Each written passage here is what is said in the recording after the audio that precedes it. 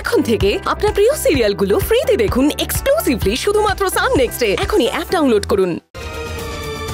নিশ্চয়ই আছে, 100 বার আছে, কিন্তু যেটা টাকার বিনিময়ে সেটা আছে কি দীপু? আর প্রত্যেক কটা হিয়ারিং এ টাকা লাগে। একটা ঠিকঠাক লয়ারের কত ফিস? তোর কি কোনো ধারণা আছে? Do you have any idea? নিশ্চয়ই আছে। দীপু আছে না বল? ও বোধহয় ভেবেছে ওর ওই ওষুধ ডেলিভারি 200-500 টাকায় গোটা দুনিয়াটা একেবারে উল্টে দেবে, তাই তো দীপু? হ্যাঁ, যে লড়তে চায় তাকে দমিয়ে রাখার মধ্যে কোনো কৃতিত্ব নেই বড় বৌমা। বাবা আমি ওকে প্র্যাকটিক্যাল সিচুয়েশনটা বোঝাচ্ছি। না, তোমরা ওকে আক্রমণ করছো, বরং তোমাদের উচিত ওর পাশে দাঁড়ানো। আমাদেরও তো সেই সামর্থ্য নেই যে আমরা এই দুর্দিনে দীপুর পাশে দাঁড়িয়ে ওর মনের জোর বাড়াই। আমি বলি কি, বড় বাবু যে জ্ঞান তো এই সইটা করেননি সেটা আমরা সবাই জানি। ওনাকে ঠকিয়ে সইটা করানো হয়েছে। এই জালিয়াতির জন্য আমরা এই পশু বাড়িটাকে ছেড়ে দেব? আচ্ছা, আপনারা পুলিশে কেন যাচ্ছেন না? কিছু করছেন না কেন? এটা তো আপনাদের সবার বাড়ি। এই বাড়িতে আপনাদের ছোট থেকে বড় হওয়ার কত স্মৃতি রয়েছে। এই বাড়িটা আপনাদের। আচ্ছা বড় বৌদি, মেজ বৌদি, তোমাদের খারাপ লাগছে না, কষ্ট হচ্ছে না এই বাড়ির জন্য? আমি তো এই বাড়ির কেউ নই, তাও আমার কষ্ট হচ্ছে, তাও আমার বুক ফাটছে। তোমরা কেন কিছু বলছো না? কিছু বলো না।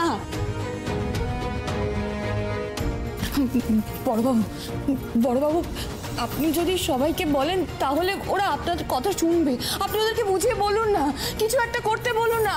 আমি অনুরোধ করছি আপনার কাছে, কিছু একটা করতে বলুন না ওদেরকে, ওরা সবাই আপনার কথা শুনবে। এই নীলটা তো ডায়লগ বাজি করে পুরো প্ল্যানে জল ঢেলে দেবে মনে হচ্ছে। এই শোন, একজন কাজের মেয়ে হয়ে আমাদের ফ্যামিলি ম্যাটারে কথা বলার সাহস কি করে হয় তোর? কত দূর লেখাপড়া শিখেছিস তুই? কি কোয়ালিফিকেশন তোর? তুই আইন কানুন সম্পর্কে কি জানিস যে এত বড় বড় কথা বলছিস তুই? দীপু যেমন, তুইও তো দেখছি তেমনই। কাজে কর্মে কিচ্ছু না, শুধু হ্যান করেঙ্গা ত্যান করেঙ্গা, কিন্তু প্র্যাকটিক্যাল সেন্স তোদের দুজনেরই একদম zero, a big fat zero.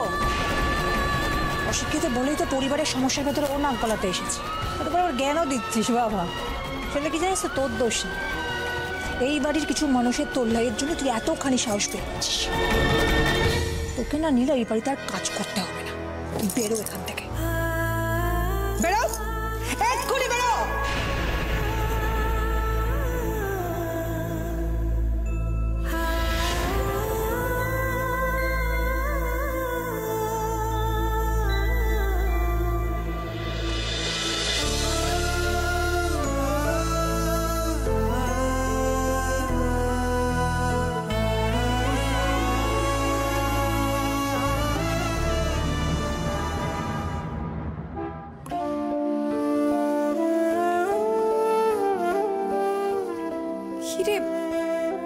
কে খেতে দিল তোদের?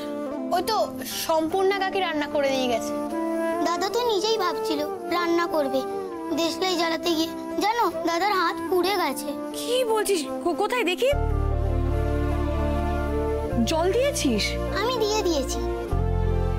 ওদের এইটুকু যত্ন নেওয়ার জন্য আমি থাকতে পারছি না। দিদি, দিদি তুই যেখানেই থাকিস ক্ষমা করে দিস আমার। ও মাসি, তুমি কাঁদছো কেন? তুমি তোমার চোখে জল মোছো। মাসি, তুমি কাজ না করলে তো আমাদের চলবে না। চাল ডাল ছিল তাই স্টোভ জ্বালাচ্ছিলাম, না থাকলে কি আর পারতাম? তোরা বড় হয়ে যাচ্ছিস, উচ্চতার হয়ে যাচ্ছিস, আর আমি তার সাক্ষীও থাকতে পারছি না। শোনো মাসি, তুমি না আমাকে বাড়ির সব কাজ শিখিয়ে দেবে, ঠিক আছে? ও, মাসির খাটনি কমানোর ধান্দা। মাসি কিন্তু সব বোঝে। তাহলে তো তোমারই চিন্তা থাকবে না যে আমরা খেয়েছি কি খাইনি। ওই স্টোভ জ্বালানো, খিচুড়ি, আলু ভাজা করা সব শিখিয়ে দিও, ঠিক আছে? মাসি তুমি চিন্তা করো না, আমি সব বাসন মেজে দেবো। তাই নাকি? ওলে বাবালে, আমার পাকা বুড়ি আর পাকা বুড়ো একটা সোনা বাচ্চাগুলো।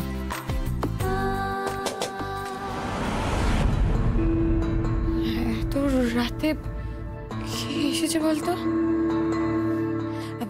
তোরা খা, আমি দেখছি। খেয়ে নে তোরা।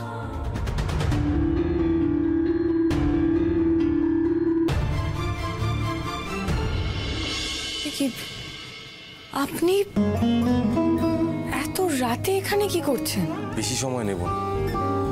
আমি একটা জিনিস ঠিক করেছি, যে যাই বলুক আমি কিছুতেই হাল ছাড়বো না। টাকার কথা ভেবে আমি পিছব। অনেক উকিলের সন্ধান পেয়েছি। কাল সকাল থেকে এক এক করে সবার সঙ্গে দেখা করব। কেউ না কেউ তো আমাদের পাশে দাঁড়াবে। তাই এই কথাটা তোমাকে না জানাতে পারলে আমি শান্তি পাচ্ছি না। তাই চলে এলাম আর কি। ঠিক আছে, কাল দেখা হচ্ছে। সাবধানে। ঠিক আছে, আসছি।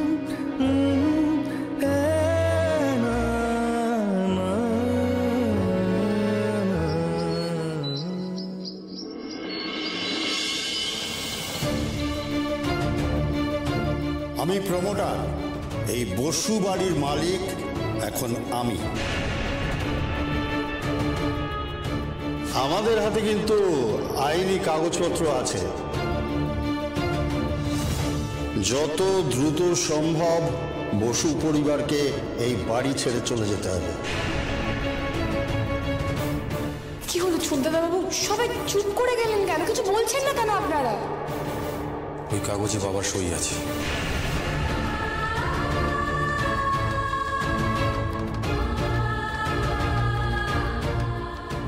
বড়মা, তুমি চিন্তা করো।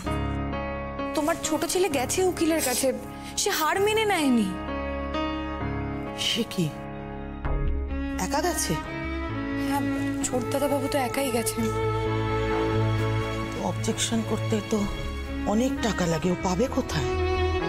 তুমি চিন্তা করো না, ছোটদাদাবাবু কোনো না কোনো ব্যবস্থা ঠিক করে নেবেন।